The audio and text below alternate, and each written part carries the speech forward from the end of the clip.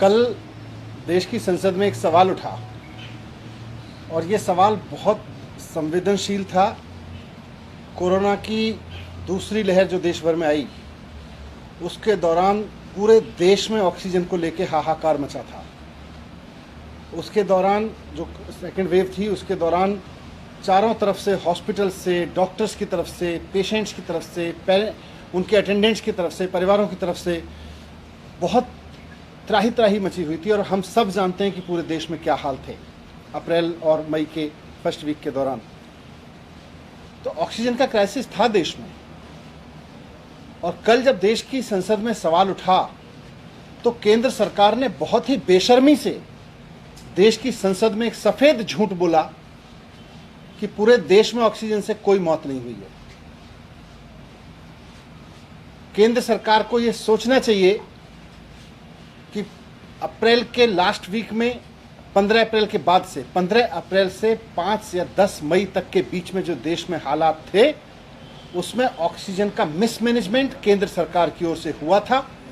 और केंद्र सरकार के ऑक्सीजन मिसमैनेजमेंट की वजह से देश में हॉस्पिटल्स में त्राही त्राही मची थी।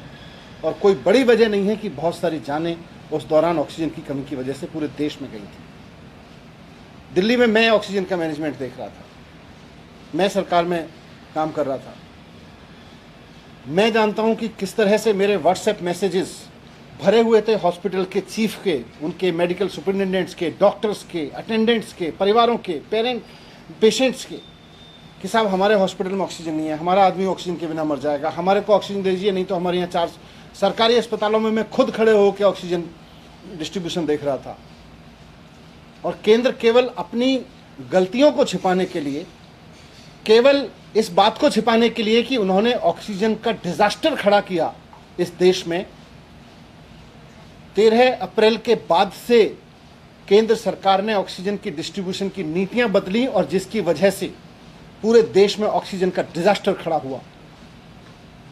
वो बंद कमरों में बैठ के बनाई गई नीतियां थी जिनकी वजह से पूरा का पूरा ऑक्सीजन डिस्ट्रीब्यूशन सिस्टम चौपट हो गया। ये केंद्र सरकार की जिम्मेदारी थी। केंद्र सरकार को ये जिम्मेदारी अपने सर पे लेनी पड़ेगी और लोग जानते हैं कि केंद्र सरकार ने इसको मैसअप किया था।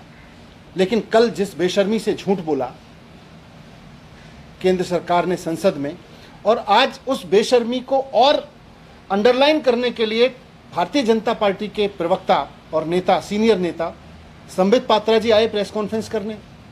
और जैसी उनकी और उनके बाकी बीजेपी नेताओं की आदत है, जब प्रेस कॉन्फ्रेंस में बैठते हैं तो किसी चीज़ की जिम्मेदारी लेने की वजह से, कहीं ये समझने की वजह से कि गलती कहाँ हुई थी, बस झगड़ना शुरू कर देते हैं। केजरीवाल जी को गाली देना शुरू कर देंगे, ममता जी को गाली देना शुरू कर देंगे, नॉन बीजेपी स्टेट्स के चीफ मिनिस्टर्स को गाली देना शुरू कर देंगे। उन्होंने वही किया। आज भी प्रेस कॉन्फ्रेंस में आए, जिम्मेदारी नहीं ली। इस देश में कितनी मौतें हुई हैं, उसमें से कितनी ऑक्सीजन की वजह से हुई हैं, इसकी जिम्मेदारी भी तो ले केंद्र सरकार। आखिर उसने मैनेज सो कॉल्ड 13 अप्रैल को जो सो कॉल्ड मैनेजमेंट शुरू किया था ऑक्सीजन का, जिसके बाद सब कुछ मैसअप हो गया था, उसकी जिम्मेदारी भी तो ले कि उस मैसअप की वजह से कितनी मौत हुई थी। उसकी जगह आप केजरीवाल जी को गाली दोगे तो उससे आपके पाप थोड़ी छिप जाएंगे। आप केजरीवाल जी को भर भर के गाली दोगे प्रेस कॉन्फ्रेंस में, संबित पात्रा जी प्रेस कॉन्फ्रेंस करने बैठेंगे, बीजेपी के और सीनियर नेता प्रेस कॉन्फ्रेंस करने बैठेंगे और केजरीवाल जी को मन भर के गालियां देंगे और उनको लगता है ये सारे उनके पाप छिप जाएंगे। छिपेंगे नहीं। सारा देश जानता है, जो इतिहास गवाह है, आज से 100 साल बाद भी इस बात की चर्चा होगी कि जब सारी दुनिया महामारी से जूझ रही थी, केंद्र सरकार अपनी मूर्खतापूर्ण नीतियों की वजह से इस देश को ऑक्सीजन के क्राइसिस में धकेल चुकी थी। 13 अप्रैल के बाद जो केंद्र सरकार ने नीतियां बनाई ऑक्सीजन डिस्ट्रीब्यूशन को लेके, उन्होंने पूरे देश में त्राही त्राही मचाई। नॉन बीजेपी राज्यों को सबको दुखी कर दिया, हम सब जानते हैं। मैं खुद बात कर रहा था कि किस तरह से ऑक्सीजन का क्राइसिस हुआ है, कहाँ से कहाँ की ऑक्सीजन कहाँ भेज दी, कहाँ की ऑक्सीजन कहाँ भेज दी, किसी को दूर से दे दी, किसी को पास से दे दी। ये सारा मिसमैनेजमेंट कर दिया केंद्र सरकार ने उस दौरान। और जब दिल्ली सरकार ने ये जिम्मेदारी लेते हुए कि हाँ ऑक्सीजन से मौत हुई लगती है, हमें इस बात की जांच करनी चाहिए, मुख्यमंत्री जी ने कहा कि ये जिम्मेदारी लेते हुए सरकार, अगर किसी परिवार के किसी मरीज की मौत ऑक्सीजन की कमी से हुई है तो सरकार 5 लाख रुपए का मुआवजा लेगी और जिम्मेदारी लेगी और जिम्मेदारी फिक्स भी करेगी। तो केंद्र सरकार पीछे हट गई, बल्कि अरविंद केजरीवाल जी के उस काम में रोड़े अटकाने लगी। अरविंद केजरीवाल जी ने कहा कि हम एक कमेटी बना रहे हैं जो एक एक मौत की जांच करेगी, ऑक्सीजन की कमी से हो रहे मौत के आरोपों की जांच करेगी और उसके बाद तय करेगी कि कहाँ किसकी गलती की वजह से वहाँ ऑक्सीजन की कमी हुई। तो सब उन केंद्र सरकार को लगा कि इसमें तो हमारी जिम्मेदारी तय हो जाएगी, हमने जो सो कॉल्ड मिसमैनेजमेंट किया है वो मिसमैनेजमेंट साबित हो जाएगा, डिजास्टर साबित हो जाएगा। तो केंद्र सरकार ने दिल्ली सरकार द्वारा बनाई गई जो कमेटी थी उसको बनाने नहीं दिया, उन्होंने एलजी से उसको रुकवा दिया। और मैंने इसको प्रेस कॉन्फ्रेंस करके कहा था, लगभग 1 महीना पहले मैंने प्रेस कॉन्फ्रेंस करके इस बात को कहा था कि केंद्र सरकार की मंशा दिल्ली सरकार की कमेटी को भंग करने के पीछे, उसको नहीं बना देने के पीछे यही है कि वो ऑक्सीजन की मौतों से हुए सच को छिपाना चाहती है। और आज वही कर रहे हैं ये लोग, देश की संसद में खड़े होकर साफ झूठ बोल रहे हैं। अगर हिम्मत है और अगर आप सच पे पर्दा नहीं डालने की कोशिश कर रहे हैं और अगर आप चाहते हैं कि ऑक्सीजन से हुई मौत में सही मायने में जांच हो और जिम्मेदारी तय हो, तो जो कमेटी राज्य सरकार बना रही थी दिल्ली की, उसको बनाने दीजिए, हम जांच करवाएंगे। वो कमेटी इंडिपेंडेंट जांच करेगी और कमेटी इंडिपेंडेंट जांच करके बताएगी कि ऑक्सीजन की वजह से मौत हुई थी कि नहीं हुई थी। आप कमेटी बनाने नहीं देते हो, आप जांच होने नहीं देते हो और आप कहते हो देश में ऑक्सीजन से मौत नहीं हुई, हमें राज्य सरकारें भी कह रही हैं। आप आंकड़े सामने नहीं आने देते हो, फिर कहते हो आंकड़े नहीं है हमारे पास, आंकड़े नहीं दिए राज्य सरकारों ने। आप राज्य सरकारों को आंकड़े जुटाने तो दो।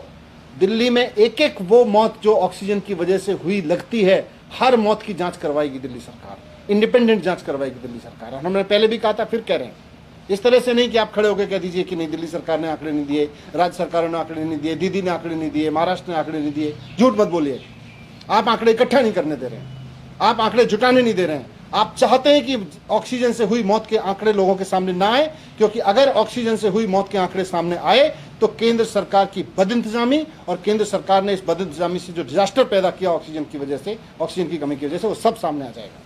मैं कहना चाहता हूं कि मोदी जी डर क्यों रहे,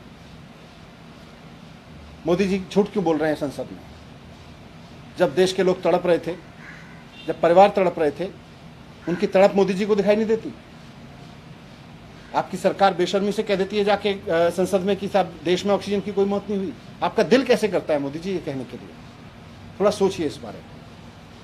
सर, बीजेपी जो है वो अब जो संबित पात्रा है, उन्होंने कहा कि आप लोगों ने हाई कोर्ट में एक रिपोर्ट दी हॉस्पिटल की जिसमें 21 लोगों की मौत हुई थी, जयपुर हॉस्पिटल की, उसमें साफ तौर पर आप लोगों ने इस बात का जिक्र किया कि किसी की भी मौत ऑक्सीजन की कमी से।